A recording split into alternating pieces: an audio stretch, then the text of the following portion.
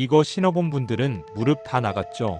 70년대 군대 최악의 보급품 순위. 안녕하세요. 전우의 기록입니다. 오늘은 7, 80년대 군 복무를 하신 전우 여러분들이라면 누구나 공감하실 당시 군대 보급품에 대해 이야기해 보려 합니다. 지금 보면 박물관에나 전시해도 될 법한 물건들이지만 당시에는 바로 이것들로 조국을 지켜냈던 우리 국군 장병들의 모습이 새삼 대단하게 느껴집니다. 당시는 6.25 전쟁의 상흔이 채 아물지 않았고 국가 경제도 어려웠던 시기였습니다. 북한의 도발 위협이 상시적으로 존재했고 월남전 파병 등으로 군의 역할이 어느 때보다 중요했던 시기이기도 했습니다. 하지만 그런 중요한 시기에 우리 장병들이 사용했던 보급품들은 정말 열악했습니다. 오늘 영상이 도움이 되셨다면 구독과 좋아요 부탁드립니다. 그럼 지금부터 70년대 군대 최악의 보급품 TOP7을 공개합니다. 7위 구형 방독면. 7, 80년대 군대에서 가스 실습은 그야말로 지옥 같은 경험이었습니다.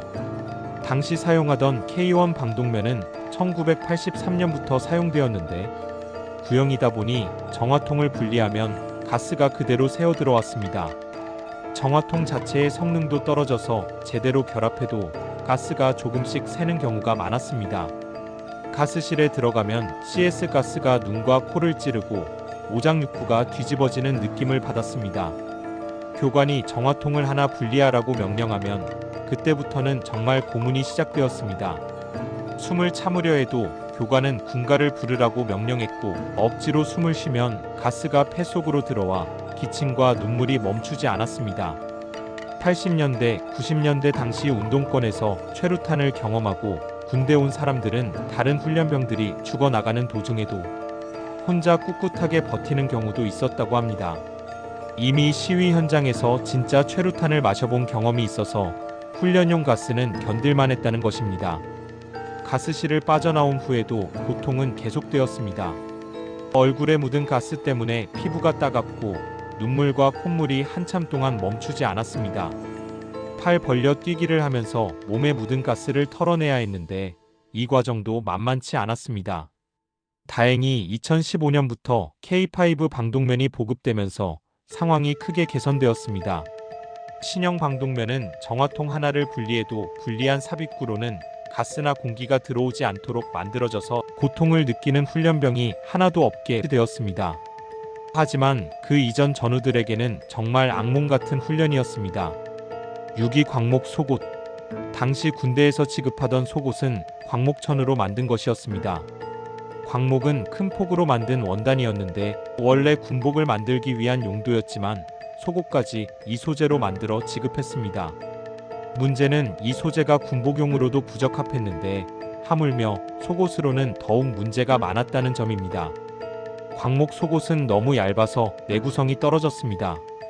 조금만 격렬하게 움직여도 솔기가 터지고 특히 사타구니와 겨드랑이 부분은 금방 헤어졌습니다. 세탁을 여러 번 하면 천이 늘어나고 형태가 변해서 제대로 입을 수가 없었습니다. 특히 여름철 훈련 중에는 땀에 젖어 축축해지고 몸에 들러붙어서 불쾌감이 극에 달했습니다. 땀을 흡수하는 기능도 떨어져서 피부와 속옷 사이에 땀이 고여있는 느낌이었습니다. 이 때문에 진무름과 피부염이 생기는 경우도 많았습니다. 겨울에는 더욱 심각했습니다. 방한 기능이 전혀 없어서 추위에 떨어야 했고 특히 새벽 점호나 야간 훈련 때는 속까지 시린 추위를 견뎌야 했습니다. 내복을 여러 겹 껴입어도 광목 소재는 보온이 안 되어서 체온이 금방 빠져나갔습니다. 세탁 후 건조도 문제였습니다.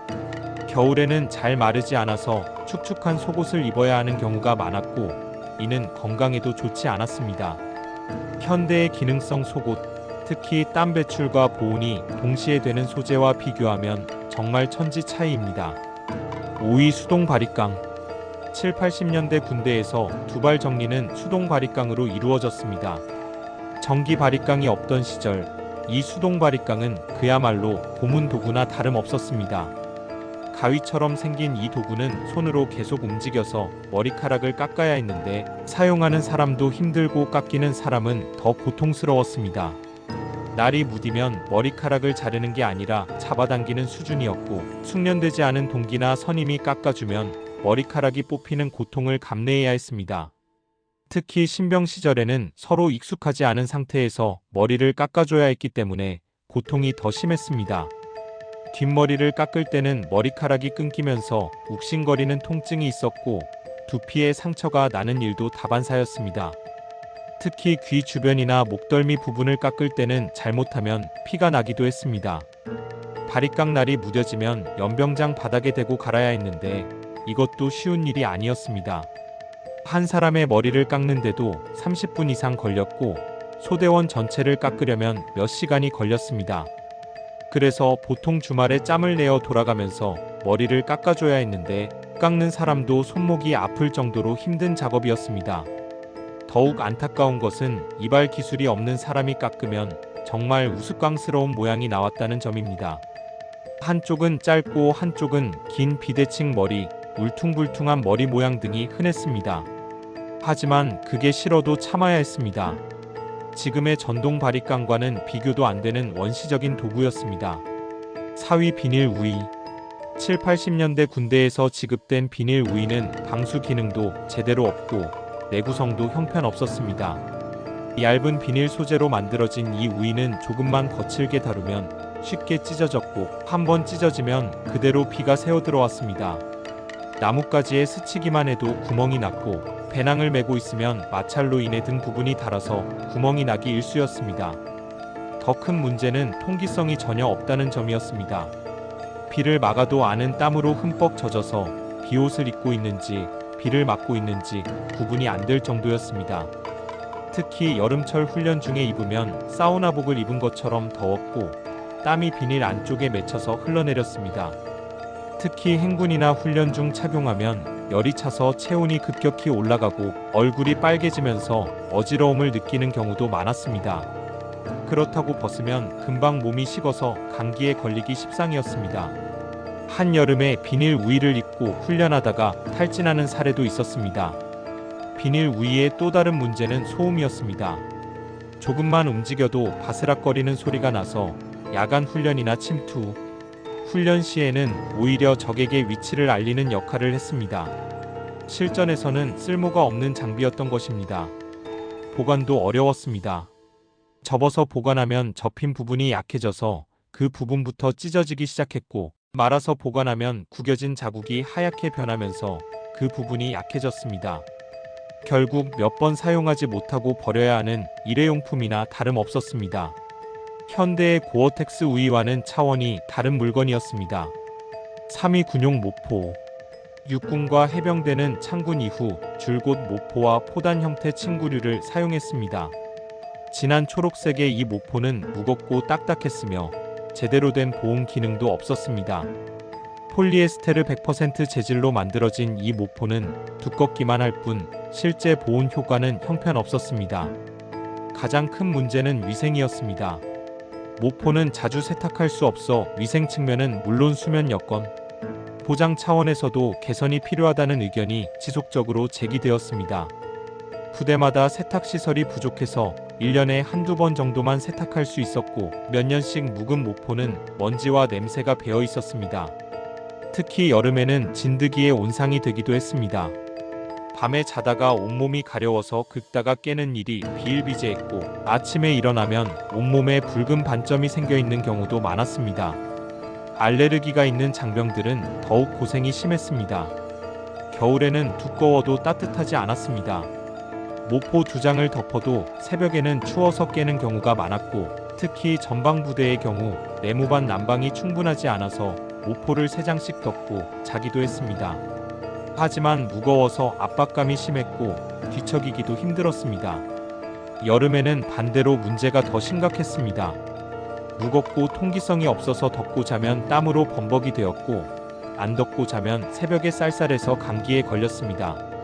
그래서 여름용으로 얇은 포단이 따로 지급되었지만 이것도 감촉이 좋지 않아서 불편했습니다. 모포 털기도 중요한 일과 중 하나였습니다. 장병들이 모포를 마주잡고 먼지를 털어내거나 접어서 군장을 꾸리는 모습, 은 군대의 상징적인 장면이었습니다. 봄철이면 겨우내 묵은 먼지를 털기 위해 햇볕에 모포를 널어놓고 두들겨 패야 했는데 이때 나오는 먼지의 양은 상상을 초월했습니다. 2021년에 모포를 솜니불로 대체하는 방안이 추진되면서 창군 이후 70년 만에 이 악명 높은 모포가 역사 속으로 사라지게 되었습니다. 뒤늦게나마 개선된 것에 대해 다행스럽게 생각하지만 그동안 이 모포를 덮고 잠을 청했던 수많은 전우들의 고생이 떠오릅니다. 2위 민무늬 전투복. 1970년대부터 1990년대 초반까지 사용된 민무늬 전투복은 위장 효과가 전혀 없었습니다. 올리브색 단색 군복은 야외 훈련 시 오히려 더 눈에 띄었고 실전에서는 아무런 도움이 되지 않았습니다. 특히 가을철 산악 지형에서는 붉게 물든 단풍 속에서 올리브색 군복이 확연히 눈에 띄었습니다. 미군은 이미 베트남전 시기부터 위장무늬 전투복을 사용했고 특전사와 해병대는 1960년대부터 덕헌터 패턴의 위장복을 사용했습니다. 하지만 일반 육군 보병은 1990년까지 이 민무늬 전투복을 입어야 했습니다. 전방 부대 장병들조차 위장 효과가 없는 단색 군복을 입고 북한군을 상대해야 했던 것입니다. 소재도 큰 문제였습니다. 면 소재라 땀에 쉽게 젖었고 한번 젖으면 잘 마르지 않았습니다. 여름 훈련 중에는 땀으로 전투복이 흠뻑 젖어서 무거워졌고 그 상태로 계속 훈련을 해야 했습니다. 젖은 전투복이 피부에 스치면서 쓸려서 상처가 나는 경우도 많았습니다. 겨울에는 방한 기능이 떨어져서 추위에 떨어야 했습니다. 야상을 껴입어도 바람이 통과해서 몸이 시렸고 특히 야간 훈련이나 야외 근무 시에는 동상에 걸리는 경우도 있었습니다. 방한복이 따로 지급되었지만 수량이 부족해서 모두에게 돌아가지 않았습니다. 내구성도 문제였습니다. 무릎과 팔꿈치 부분은 쉽게 닳아서 구멍이 났고 바느질로 여러 번 기워야 했습니다. 유격 훈련이나 땅굴 훈련을 하고 나면 전투복 곳곳이 찢어지고 헤어져서 선임들의 헌 전투복을 물려받아 입는 경우가 많았습니다. 세탁 후에는 색이 바래서 부대마다 전투복 색깔이 제각각이었습니다. 오래 입은 전투복은 올리브색이 아니라 회색에 가까워졌고 새 전투복과 구형 전투복을 같이 입으면 색 차이가 확연했습니다. 이 때문에 부대 전체의 외관이 통일되지 않아 보기에도 좋지 않았습니다. 1990년에 위장무늬가 추가되면서 상황이 크게 개선되었지만 그 이전 20년 동안 전우들은 이 올리브색 민무늬 군복을 입고 조국을 지켰습니다. 지금 생각하면 정말 열악한 환경이었지만 그 시절 장병들은 묵묵히 임무를 수행했습니다.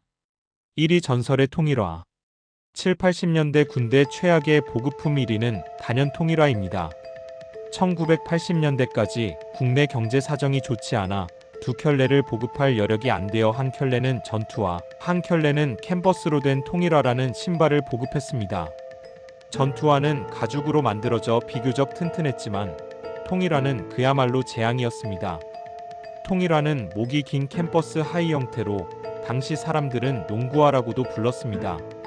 실제로 민간에서 농구할 때 신던 캠퍼스 운동화와 비슷한 형태였기 때문입니다. 하지만 문제는 품질이 형편없었다는 점입니다. 발목 지지력이 전혀 없어서 행군 시 발목을 자주 삐었습니다. 특히 산악 지형이나 울퉁불퉁한 길을 행군할 때는 발목이 꺾이는 일이 빈번했고 한번 삐면 부어올라서 제대로 걷기도 힘들었습니다. 하지만 부상으로 인정받지 못하고 계속 훈련에 참가해야 하는 경우가 많았습니다. 밑창이 얇아서 돌멩이를 밟으면 그대로 발바닥에 통증이 왔습니다. 자갈길이나 암석지대를 지나갈 때는 발바닥이 시큰거리고 아파서 발을 절뚝이며 걸어야 했습니다. 오래 신으면 밑창이 더욱 얇아져서 나중에는 바닥의 요철이 그대로 발바닥에 느껴질 정도였습니다. 더 심각한 것은 방수가 전혀 안 됐다는 점입니다. 캠퍼스 소재라 비만 오면 금방 젖어서 물신이 되었고 한번 젖으면 하루 종일 축축한 신발을 신고 다녀야 했습니다. 겨울에는 젖은 신발 속에서 발이 얼어붙어서 동상에 걸리는 경우도 많았습니다. 여름 장마철에는 더욱 비참했습니다. 아침부터 비가 오면 하루 종일 물에 젖은 신발을 신고 훈련해야 했는데 젖은 신발이 발을 물집이 생기게 만들었습니다. 물집이 터지면 피가 나고 그 상태로 계속 걸으면 상처가 더 심해졌습니다. 저녁에 신발을 벗으면 양말에 피가 배어 있는 경우가 허다했습니다. 내구성도 형편없었습니다. 신발 옆면의 캠퍼스 천은 쉽게 찢어졌고 바느질한 부분은 금방 터져서 구멍이 났습니다. 밑창과 윗부분을 연결한 고무 부분도 쉽게 벗겨져서 보급받은 지 몇 달 안 되어 신발이 헤어지는 경우가 많았습니다. 그러면 본드로 붙이거나 철사로 동여매서 억지로 신어야 했습니다. 장시간 헹군 후에는 발가락과 무릎에 무리가 왔습니다. 발바닥 지지력이 없어서 체중이 발가락에 집중되었고 이 때문에 발가락 관절이 아프고 변형되는 경우도 있었습니다. 무릎 역시 충격 흡수가 안 되어서 무리가 갔고 많은 장병들이 제대 후에도 무릎 관절 문제로 고생했습니다.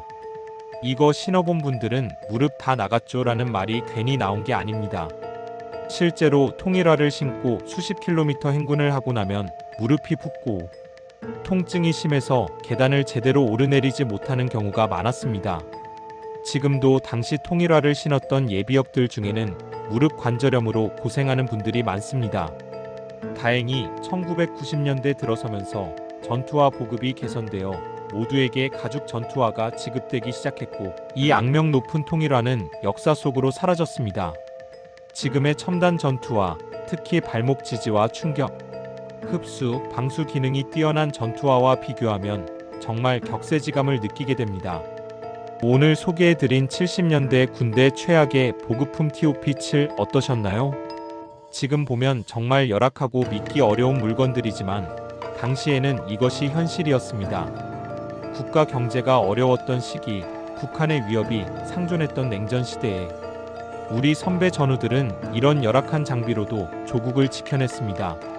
이렇게 열악한 환경 속에서도 묵묵히 국토방위의 임무를 수행하신 당시 전우 여러분들께 다시 한번 깊은 감사와 존경을 표합니다. 여러분의 희생과 헌신이 있었기에 오늘날 우리나라가 있을 수 있었고 지금의 젊은 장병들은 훨씬 나은 환경에서 복무할 수 있게 되었습니다.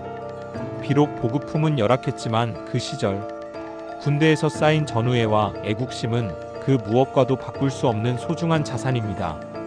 고생 끝에 낙이 온다는 말처럼 어려운 시절을 함께 겪었기에 더욱 끈끈한 유대감을 가질 수 있었던 것이 아닐까 합니다. 이 영상이 도움이 되셨다면 구독과 좋아요 부탁드립니다. 감사합니다.